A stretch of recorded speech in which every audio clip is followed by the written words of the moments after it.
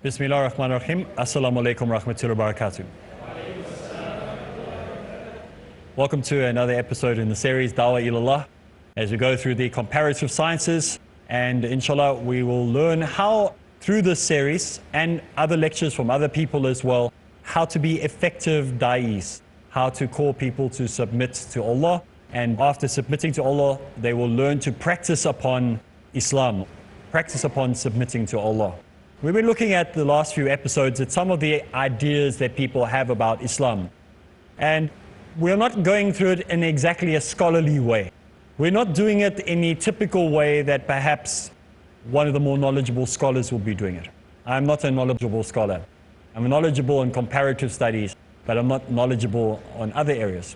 So it's always important to add this with the other work done by other scholars, not just to take this in isolation on its own. We're giving you additional information that you may not have learned or heard from other people when dealing with these issues. One of the famous things that I often hear is people say to me, Areeb, are you a fundamentalist? Are you one of those fundamentalist Muslims? And I quite happily say, yes, I am a fundamentalist Muslim. I'm happy to be a fundamentalist Muslim, and I will die a fundamentalist Muslim. If I am not a fundamentalist Muslim, then what am I doing here? Then I should have stayed a Christian. Because the word fundamentalist is nothing bad.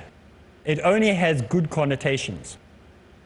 One of my sideline hobbies, or one of the things that I really enjoy doing, is mathematics.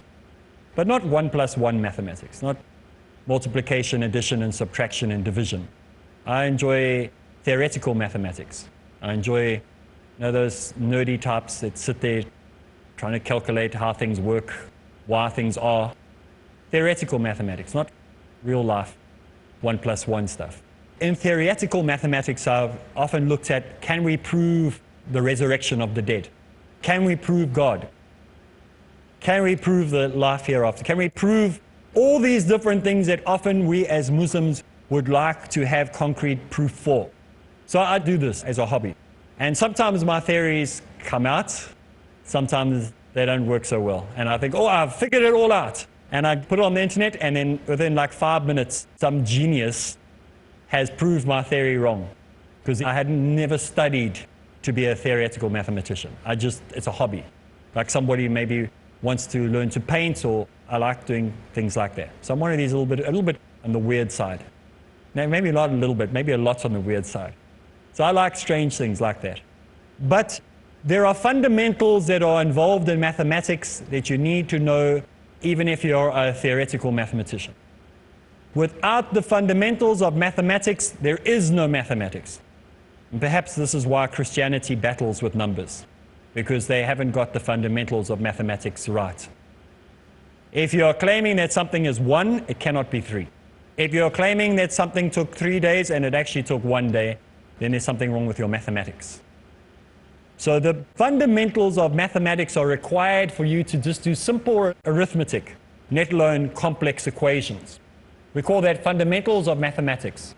A doctor has to study the fundamentals of medicine, and then becomes, once he graduates, a fundamentalist doctor. So there are many different things that we study, whatever it is, zoology, biology, history, geography. There are fundamentals that you have to do. In art, if you want to become a painter or a sculptor, or whatever it is, a fashion designer, clothing, dressmaker, whatever, you have to first learn the fundamentals. If you don't become a fundamentalist first, you're never going to be a good artisan, a good artist, a good mechanic, good engineer. You are going to be third-rate. You are never going to make it in the business, whatever business it is that you do. If you ignore the fundamentals, you will be the worst dressmaker ever. If you ignore the fundamentals, you will fail every exam that's given to you in medical school. So you have to be a fundamentalist. So the accusation that people make and say, you are a fundamentalist Muslim, is the greatest compliment you can give me. Because I don't think I'm a fundamentalist Muslim. I think that I'm still learning the fundamentals. So to graduate me so quickly is actually a compliment, not an insult. And if you're a Christian and you are not a fundamentalist Christian, no wonder you don't know what you're doing. You should be proud to call yourself a fundamentalist Christian if you're a Christian who's following the fundamentals of Christianity. If you're not, no wonder you lost. Come to Islam. We'll teach you the fundamentals on how to be a submitter to God. And this is why when we do dawah, the first and most important fundamental issue is Tawheed. We can teach you how to pray 5 times a day, but it's all going to be pointless if you don't know who it's for, if you don't understand the fundamentals. And the first fundamental is to understand who Allah is. When you understand who God is, then it'll become easier for you to do all the rest.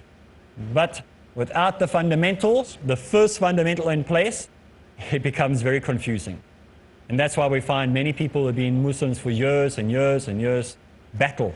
They battle to pray. They battle to fast. They battle to dress correctly. They battle to be sincere Muslims because the fundamentals were not taught to them properly in the beginning. Or maybe they've got a distorted version of who Allah is.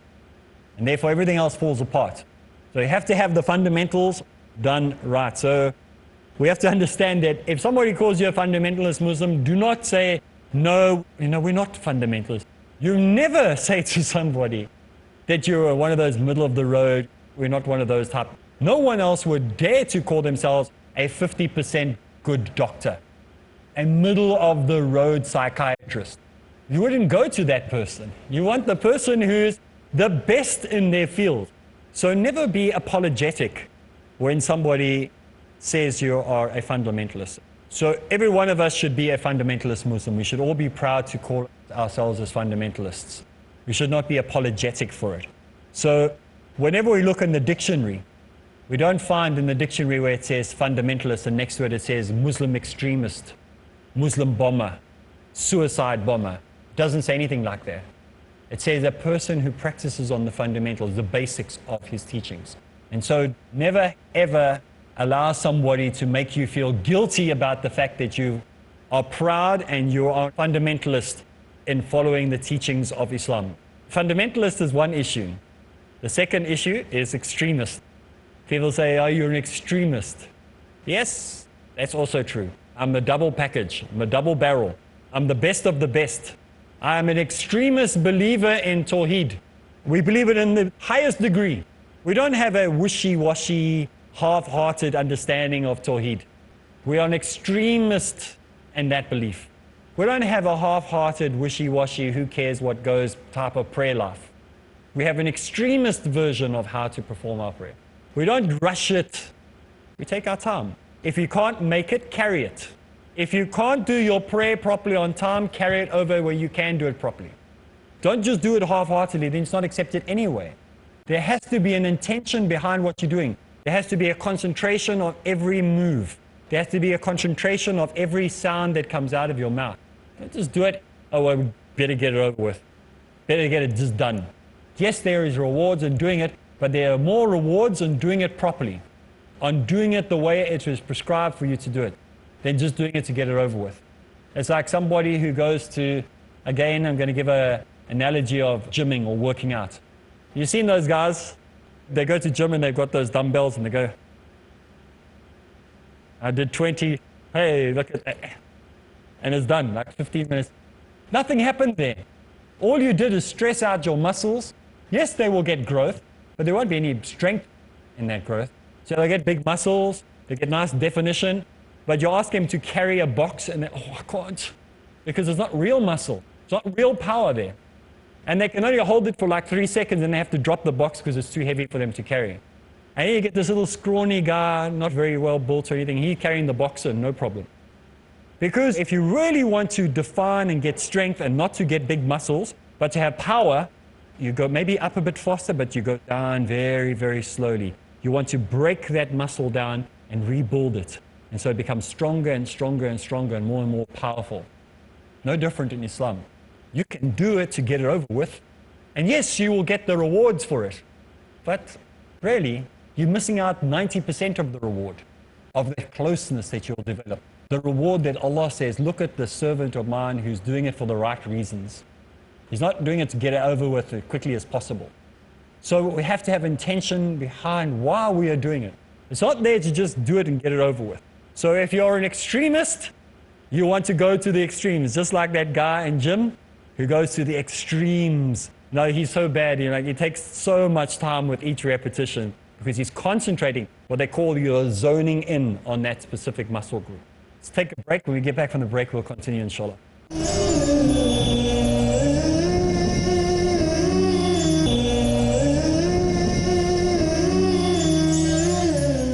Bismillah ar-Rahman ar-Rahim. Assalamu alaikum wa rahmatullahi wa barakatuh. Today we are talking about hot issues, hot topics, talking about fundamentalist extremists, and we are proud to be so, or we should be, if we understand what the terms mean. We don't just give them vague meanings. Some people, they have very vague understandings of what terms mean. We have to understand what these words mean. And we said, just like if you're going to do a workout, that person who just does it blindly without understanding what he's doing when he's doing those dumbbell raises or whatever, he's going to get built, but it's not going to help him have strength. You have those fundamentalist guys in gym. They'll tell you, this is what you must eat. This is how many, kilojoules or whatever. I don't even know how to do it. Or how much energy you're burning. They know everything, the fundamentals of it. And they are the ones that are healthy and fit. I have a friend in South Africa. He is a gymnast. He's actually not from South Africa originally. He's from Russia originally. So he's a gymnast, typical. They're from Russia. But this man is so powerful, so strong. But if you looked at him, you go, the other guys you see, the big muscles, he can outdo them all. He can outlift them, he can outdo everything that they can do in the gym. But everything is, he understood the fundamentalist of strength. You've seen a gymnast, how he swings and does all those flips and does all those things. You go, how is a human can do that? How can they do that? How can they hold those positions? But they're not big and strong. They're just very defined. We want to be gymnastic Muslims. We don't want to be bodybuilder Muslims with a fake spray tan, standing there trying to flex a muscle for 3 seconds. And then they pass out because they can't hold it any longer. We want to be strong Muslims. We don't want to just be buff Muslims that look good on the outside. We want to be strong on the inside. So take our time, become fundamentalists, become the extremists that everybody thinks that we are. We must be extremists for the truth. Many people in the world today will fight against you when you try to stand for truth. It's not popular to stand for truth. It's better to stand for a lie. That's what people want you to do. The weirder your theory can be, the stranger your obsession, the more people will listen to you. If it makes sense and it sounds like the things of old, they're not interested. So sometimes we'll find that, when people do dawah, they think that the old way doesn't work. There was a young girl that we spoke about a couple of weeks ago who reverted to Islam from the UK. Not a girl, woman. And when she embraced Islam, I asked her, what was the thing that made you decide that you must become a Muslim? Because I always like to find out what it was. Because we speak about lots of things. So what was the issue? What was it? So I can fine tune it. And I can't remember yet anybody who hasn't given me the same answer that she did. And she said it was the simplicity of your explanation of who Allah is. It wasn't the scientific miracles. It wasn't what was wrong with Christianity. It wasn't wrong all the other things that we often think it is. It was just the simplicity. It's the old formula. The one that the Prophet Muhammad ﷺ used. The one that always has worked. You don't have to reinvent things and come up with a new way of repackaging and reshaping and resizing the idea of dawah. Make it a slogan on a t-shirt or maybe a banner or fundraising idea. Just give them the simple message of Tawheed. This is why we call it Dawah Ilallah. This is why the series is called Dawah Ilallah. Because the old system works. And we find that almost every single person that I've ever asked, including myself and my family members and my friends who have embraced Islam, all came with the same message. Can you use these things? Yes, because they all work together to help in the process of leading someone there. But they didn't become a Muslim because of the science of the Quran. They didn't become a Muslim because they figured out that the Quran spoke about the different stages of pregnancy. They became a Muslim because of Allah and the simplicity of that message. You had a question at the back. Sheikh, if it would not take too much time, can you tell us what you said, who Allah is, in short and simple way? Inshallah. The fundamentals of our fundamentalist belief as a Muslim of who Allah is that Allah is not like a human being. He's not like a human being in the fact that he needs food, that he needs rest, that he had to take a day off from his creation, that he has human qualities in the way that he needs a family or friends or cousins or relations, that he had a beginning, a linear existence where there was a time that God did not exist and then he came into existence for whatever reason. He is not like that. He is not a God who has human-like qualities, even though we find in the Quran that it is spoken about that he reaches out his hand to us, that he sees, that he hears. He may possibly have features that resemble or may be similar to that of what a human has, but he's not a human. We must be careful that we do not superimpose human over God. That we know that we have been created with a spirit and a physical body. Our spirit is our physical body. That's what it's going to look like. It's going to resemble the same thing as a physical body. It's not going to be the physical body. It's going to look like, it's going to be like, but it's not going to be exactly the same body. It won't have the scar where I've got a scar now. It won't have a bad kidney if someone's got a bad kidney. It won't have bad lungs because you used to smoke before. It's going to have a different shape, a different body. So Allah is spoken about as seeing or reaching out. And so we cannot say what his physical features are going to be. They're going to be exactly like human. Some people get very upset with people who say that Allah may have a form, He may have a body. And they say, haram, you guys are in shirk for even saying that. We are not saying that Allah has a human body. We're not saying He's human. But we are saying that He is described as reaching out, having certain things that we understand when the description is given. Doesn't mean necessarily that He is exactly like us at all. But we have to read what the text says. We can't assume that the text is saying something that it's not saying. I'm a literalist. What it says is what I have to believe. So as Muslims, we only have a small, tiny understanding. But we know that He is not a human. We know He doesn't walk around in human form or has the need to walk around in a human form or come as a burning bush or come as a flame of fire or a dove or anything like that. There's no need for God to become part of His creation. God is not everywhere. Otherwise, I could worship this and I could bow down and pray to it every single day because God would be in it. He's not in it. He's not in His creation because that would make Him part of His creation. Could He be? Of course He could. But why would He be? The question is not could He, it's why would He? There is no point, there's no reason for Him to be part of His creation. So He's above His creation. Where He is what we know from the Quran saying He is above the 7 heavens on a throne. What that throne looks like, what it physically appears to be, whether it is 1 billion kilometers in length or whether it is a half a millimeter in length, we do not know. We know the greatness of it is very broad and very wide, but that's looking at it in that understanding that we can understand it as. So we don't assume to know things about Allah that are not there. We don't write in our own interpretation of who Allah is. So Allah is the logical understanding of a creator, that He's not part of His creation, that He does not live in His creation, that He is not everywhere, that He's self-sufficient, that He has no needs, no wants. If every human being on the planet never ever worshipped Him, He would still remain God. If every single being on the planet all worshipped Him, He would still remain exactly the same.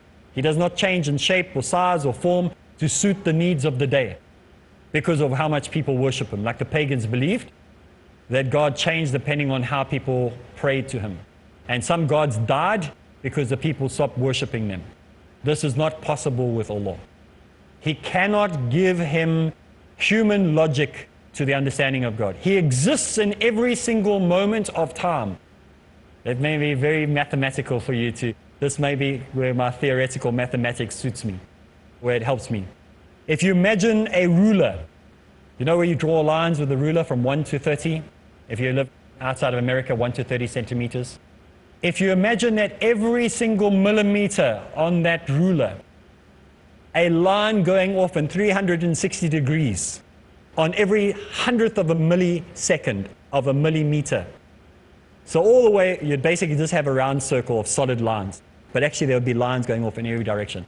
Allah is able to do that and able to exist in all that. everywhere along that linear existence. And then you could join it together and you would still exist on every single area. So he doesn't exist in the past. Like you have your thoughts of the past. You remember when you were 13. But now you don't exist in the past. You now exist in the present. But you don't exist in the future yet. You will one day. But you don't exist there now. We can only live in one point in time as a human being. Allah is existed always. He doesn't travel along the timeline like we do. He's always existed in the past. He's always existed in the future. He always existed now. He doesn't travel through time like we do. He's always been. He has no movement to any place in time. He's always been, he always will be, he always has been. It blows your mind. When you look at how amazing Allah is. The prophets were transported. The angels came with a message from Allah and gave the message to humanity. He doesn't travel along with us, exist in our existence to suit our needs. No, He's beyond that. So we have to understand this. I ask you to forgive me for any mistakes that I have made. Any mistakes that I've made on explaining Allah are my mistakes. And I ask you to forgive me, Allah, and I ask humans to forgive me too.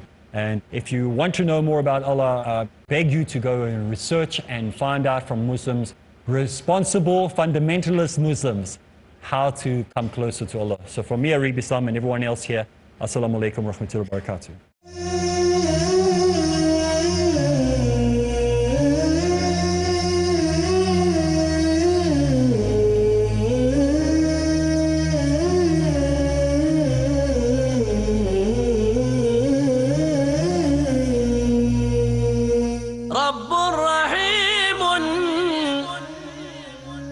مشفق متعطف لا ينتهي بالحصر ما أعطاه